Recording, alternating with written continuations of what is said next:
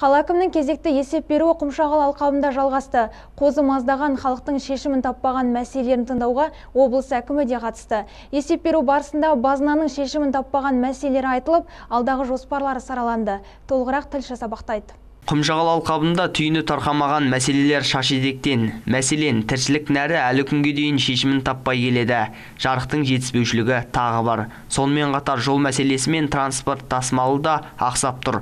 Өз кезегінде Ержан Жұматұлы ағымдағы жылы бұл мәселелерді шешу жолға қойылғанын айтты. Су мәселесі жақын күндері шешімін таппақ. Оған 2,2 миллиард теңге қаржы қарастырылып қойған. Құмшағал шөл далаға 54-ші автобус бағыты бойынша қатынайды. Шөл далаға 60-ші автобус және 61-ші қосымша автобус бағытына сұраныс бар. Қазір конкурс ойнатылып жатыр. Бұйыртса Бердібек-Машбекулан жаңа автобустар алынып, содан босаған мынау позиктерді біз осы жолына проблемасы бар аймақтарға қосымша интервалын дұрыстап жүргізетін боламыз.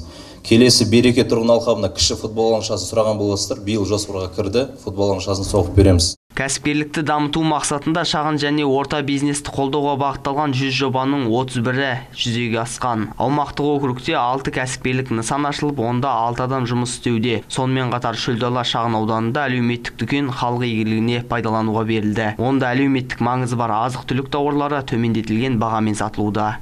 Келесі бір мәселе баға мәселесі. Оны әрдайым халықтың тарапынан көтеріліп отырады. Біз былтыр 17 әлеуметтік дүкен жұмыс жасаса, биыл қазір осы уақытта 2-і соғылып жатыр. Негізінен сол алыс шалғай аймақтарға соғып жатыр.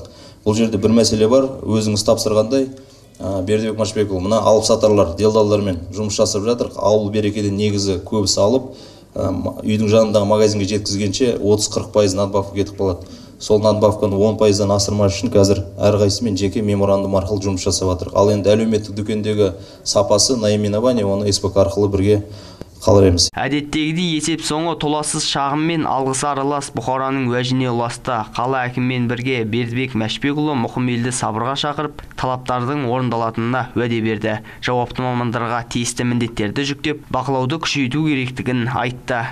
Мағжан Орынбасар, Ерболат Жақаш, Ернар Сатыбалды, 7-7 Ньюс.